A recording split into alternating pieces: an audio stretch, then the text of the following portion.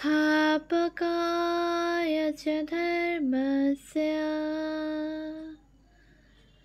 सर्वधर्म स्वरूपिणे अवतार वरिष्ठाय रामकृष्णाय ते नमः। শ্রী শ্রী রামকৃষ্ণ লীলা প্রসঙ্গ প্রথম ভাগ, পূর্বকথা ও বাল্যজীবন, সাধকভাব ও গুরুভাব পূর্বার্ধ। পূজনীয় স্বামী শারদানন্দজি মহারাজের রচনা। পৃষ্ঠা সংখ্যা 133। জটাধারী ও বাৎসল্য ভাব সাধন। ঐরূপ সাধকের মনে স্বার্থদুষ্ট বাসনার উদয় হয় না। অবতার পুরুষদিগের তো কথাই নাই। সিদ্ধ জীবনমুক্ত পুরুষদিগের জীবন আলোচনা করিয়াও আমরা ঐরূপ অনেক ঘটনা অনুসন্ধানে প্রাপ্ত হইয়া থাকি। অবতার পুরুষ সকলের জীবনে এক পক্ষে অসাধারণ উদ্যমশীলতার ও অন্য পক্ষে বিরাট ইচ্ছায় সম্পূর্ণ নির্ভরতা সামঞ্জস্য করিতে হইলে ইহাই সিদ্ধান্ত করিতে হয় যে বিরাট ইচ্ছার অনুমোদনেই তাহাদিগের মধ্য দিয়া উদ্যমের প্রকাশ হইয়া থাকে, নতুবা নহে। অতএব দেখা যাইতেছে ঈশ্বরেচ্ছার সম্পূর্ণ অনুগামী পুরুষ সকলের অন্তর্গত স্বার্থ সংস্কারসমূহ এককালে বিনষ্ট হইয়া মন এমন এক পবিত্র ভূমিতে উপনীত হয় যেখানে উহাতে শুদ্ধ ভিন্ন স্বার্থদুষ্ট ভাবসমূহের কখনো উদয় হয় না, এবং ঐরূপ অবস্থা সম্পন্ন সাধকেরা নিশ্চিন্ত মনে আপন মনোভাবসমূহে বিশ্বাস স্থাপনপূর্বক উহাদিগের প্রেরণায় কর্মানুষ্ঠান করিয়া দোষভাগী হয় না। ঠাকুরের ঐরূপ অনুষ্ঠানসমূহ ইতর সাধারণ মানবের পক্ষে অনুকরণীয় না হইলেও পূর্বোক্ত প্রকার অসাধারণ অবস্থা সম্পন্ন সাধককে নিজ জীবন পরিচালনে বিশেষ আলোক প্রদান করিবে সন্দেহ নাই। ঐরূপ অবস্থা সম্পন্ন পুরুষদিগের আহার বিহার আদি সামান্য স্বার্থবাসনাকে শাস্ত্র ভৃষ্ট বীজের সহিত তুলনা করিয়াছেন। অর্থাৎ বৃক্ষলতাদির বীজসমূহ উত্তাপদগ্ধ হইলে তাহাদের জীবনী শক্তি অন্তর্হিত হইয়া সমজাতীয় বৃক্ষলতাদি যেমন উৎপন্ন হইতে পারে না, পুরুষদিগের সংসার বাসনা তদ্রূপ সংযম ও জ্ঞানাগ্নিতে দগ্ধীভূত হওয়ায় উহারা তাহাদিগকে আর কখনো ভোগতৃষ্ণায় আকৃষ্ট করিয়া বিপথগামী করিতে পারে না। ঠাকুর ওই বিষয় আমাদিগকে বুঝাইবার নিমিত্ত বলিতেন, স্পর্শমণির সহিত সঙ্গত হইয়া লৌহের তরবারি স্বর্ণময় হইয়া যাইলে উহার হিংসাক্ষম আকার মাত্রই বর্তমান থাকে, উহার দ্বারা হিংসাকার্য আর করা চলে না। ঐরূপ সাধক সত্য সংকল্প হন। ঠাকুরের জীবনে ওই বিষয়ের দৃষ্টান্ত সকল। উপনিষদকার ঋষিগণ বলিয়াছেন, ওই প্রকার অবস্থা সম্পন্ন সাধকেরা সত্য সংকল্প হয়েন, অর্থাৎ তাহাদিগের অন্তরে উদিত সংকল্প সকল সত্য ভিন্ন মিথ্যা কখনো হয় না। ভাবমুখে অবস্থিত ঠাকুরের মনে উদিত ভাব সকলকে বারংবার পরীক্ষার দ্বারা সত্য বলিয়া না দেখিতে পাইলে আমরা ঋষিদিগের পূর্বোক্ত কথায় কখনো বিশ্বাসবান হইতে পারিতাম না। আমরা দেখিয়াছি, কোনরূপ আহার্য গ্রহণ করিতে যাইয়া ঠাকুরের মন সংকুচিত হইলে অনুসন্ধানে জানা গিয়াছে তাহা ইতঃপূর্বে বাস্তবিক কি দোষদুষ্ট হইয়াছে। কোনো ব্যক্তিকে ঈশ্বরীয় কথা বলিতে যাইয়া তাহার মুখ বন্ধ হইয়া যাইলে প্রমাণিত হইয়াছে বাস্তবিকই ওই ব্যক্তি ওই বিষয়ের সম্পূর্ণ অনধিকারী। কোনো ব্যক্তির সম্বন্ধে ইহজীবনে ধর্মলাভ হইবে না বলিয়া, অথবা অত্যল্পমাত্র ধর্মলাভ হইবে বলিয়া তাহার উপলব্ধি হইলে বাস্তবিকই তাহা সিদ্ধ হইয়াছে। কাহাকেও দেখিয়া তাহার মনে বিশেষ কোনো ভাব বা দেবদেবীর কথা উদিত হইলে উক্ত ব্যক্তি ওই ভাবের বা ওই দেবীর অনুগত সাধক বলিয়া জানা গিয়াছে। অন্তরের ভাব প্রেরণায় সহসা কাহাকেও কোনো কথা তিনি বলিলে ওই কথার বিশেষ আলোক প্রাপ্ত হইয়া তাহার জীবন এককালে পরিবর্তিত হইয়া গিয়াছে। ঐরূপ কত কথাই না তাহার সম্বন্ধে বলিতে পারা যায়। জটাধারীর নিকটে ঠাকুরের দীক্ষা গ্রহণ পূর্বক বাৎসল্যভাব সাধন ও সিদ্ধি। আমরা বলিয়াছি, জটাধারীর আগমনকালে ঠাকুর অন্তরের ভাব প্রেরণায় অনেক সময় আপনাকে ললনাজনোচিত দেহ মন সম্পন্ন বলিয়া ধারণাপূর্বক তদনুরূপ কার্য সকলের অনুষ্ঠান করিতেন এবং শ্রীরামচন্দ্রের মধুময় বাল্যরূপের দর্শন লাভে তৎপ্রতি বাৎসল্য ভাবাপন্ন হইয়াছিলেন। কুলদেবতা রঘুবীরের পূজা ও সেবাদি যথারীতি সম্পন্ন করিবার জন্য তিনি বহু পূর্বে রাম মন্ত্রে দীক্ষিত হইলেও তাহার প্রতি প্রভু ভিন্ন অন্য কোনোভাবে তিনি আকৃষ্ট হন নাই। বর্তমানে ওই দেবতার প্রতি পূর্বোক্ত নবীন ভাব উপলব্ধি করায় তিনি এখন গুরুমুখে যথাশাস্ত্র ওই ভাব সাধনোচিত মন্ত্র গ্রহণপূর্বক উহার চরম উপলব্ধি প্রত্যক্ষ করিবার জন্য ব্যস্ত হইয়া উঠিলেন।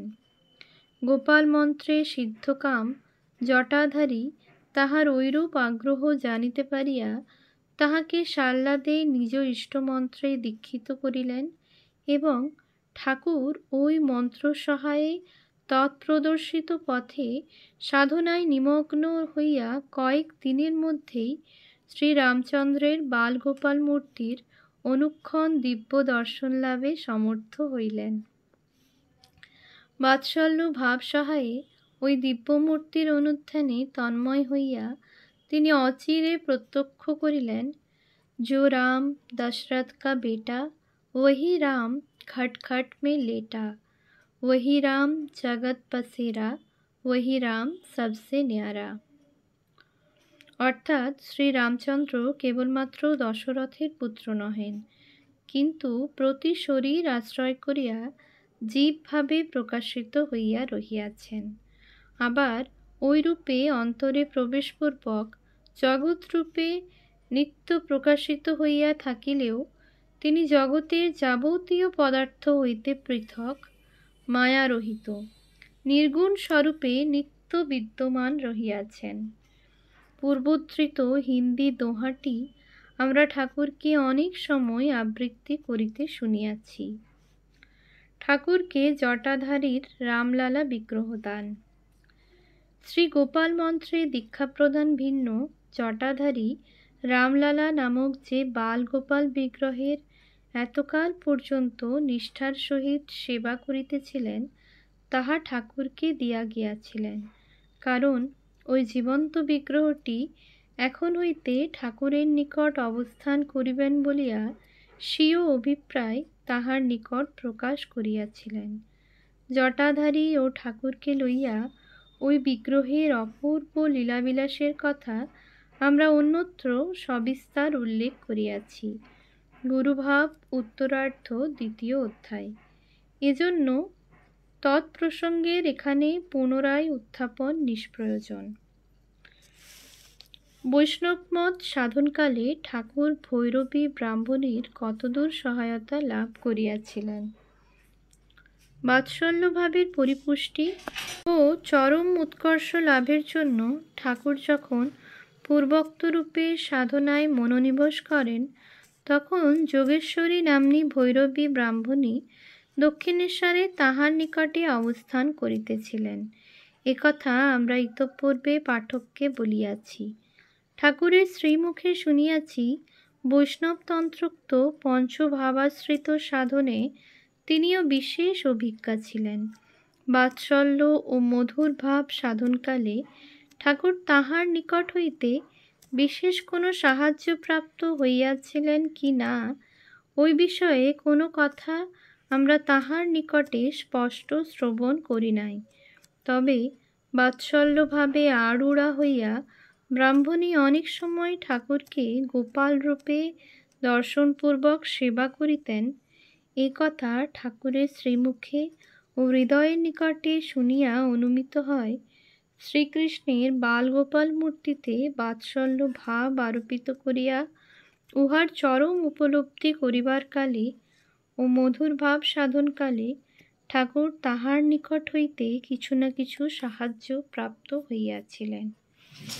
বিশেষ কোনো প্রকার সাহায্য না পাইলেও ব্রাহ্মণীকে ঐরূপ সাধনসমূহে নিরতা দেখিয়া এবং তাহার মুখে ওই সকলের প্রশংসাবাদ শ্রবণ করিয়া ঠাকুরের মনে ওই সকল ভাব সাধনের ইচ্ছা যে বলবতী হইয়া ওঠে, একথা অন্তত স্বীকার করিতে পারা যায়। ত্রয়োদশ অধ্যায় মধুর ভাবের সারতত্ত্ব। সাধকের কঠোর অন্তঃসংগ্রাম এবং লক্ষ্য। সাধক না হইলে সাধক জীবনের ইতিহাস বোঝা সুকঠিন, কারণ সাধনা সূক্ষ্ম ভাবরাজ্যের কথা। সেখানে রূপ রস আদি বিষয়সমূহের মোহনীয় স্থূল মূর্তি সকল নয়নগোচর হয় না। বাহ্য বস্তু ও ব্যক্তি সকলের অবলম্বনে ঘটনাবলীর বিচিত্র সমাবেশ পারম্পর্য দেখা যায় না, অথবা রাগ দ্বেষ আদি দ্বন্দ্ব সমাকুল মানবমন প্রবৃত্তির প্রেরণায় অস্থির হইয়া ভোগ সুখ করায়ত্ত করিবার নিমিত্ত অপরকে পশ্চাৎপদ করিতে যে রূপ উদ্যমের প্রয়োগ করে এবং বিষয় বিমুগ্ধ সংসার যাহাকে বীরত্ব ও মহত্ব বলিয়া ঘোষণা করিয়া থাকে, সেরূপ উন্মাদ উদ্যমাদির কিছুমাত্র প্রকাশ নাই। সেখানে আছে কেবল সাধকের নিজ অন্তর ও তন্মধ্যস্থ জন্ম জন্মান্তরাগত অনন্ত সংস্কার প্রবাহ। আছে কেবল বাহ্য বস্তু বা শক্তি বিশেষের সংঘর্ষে আসিয়া সাধকের উচ্চ ভাব ও লক্ষ্যের প্রতি আকৃষ্ট হওয়া এবং তদ্ভাবে মনের একতানতা আনয়ন করিবার ও তল্লক্ষাভিমুখে অগ্রসর হইবার জন্য নিজ প্রতিকূল সংস্কারসমূহের সহিত সংকল্পপূর্বক অনন্ত সংগ্রাম। সাধকের কঠোর অন্তঃসংগ্রাম এবং লক্ষ্য। আছে কেবল বাহ্য বিষয়সমূহ হইতে সাধক মনের ক্রমে এককালে বিমুখ হইয়া নিজাভ্যন্তরে প্রবেশপূর্বক আপনাতে আপনি ডুবে যাওয়া, অন্তর্রাজ্যের গভীরতর প্রদেশসমূহে অবতীর্ণ হইয়া সূক্ষ্ম সূক্ষ্মতর ভাবান্তরসমূহের উপলব্ধি করা এবং পরিশেষে নিজ অস্তিত্বের গভীরতম প্রদেশে উপস্থিত হইয়া যদবলম্বনে সর্বভাবের ও অহংজ্ঞানের উৎপত্তি হইয়াছে এবং যদাশ্রয়ে উহারা নিত্য অবস্থান করিতেছে, সেই অশব্দম স্পর্শম রূপম ব্যয়মেকমেবাদ্বিতীয়ম বস্তুর উপলব্ধি ও তাহার সহিত একীভূত হইয়া অবস্থিতি। অসাধারণ সাধকদিগের নির্বিকল্প সমাধিতে অবস্থানের স্বতঃপ্রবৃত্তি শ্রীরামকৃষ্ণদেব ওই শ্রেণীভুক্ত সাধক।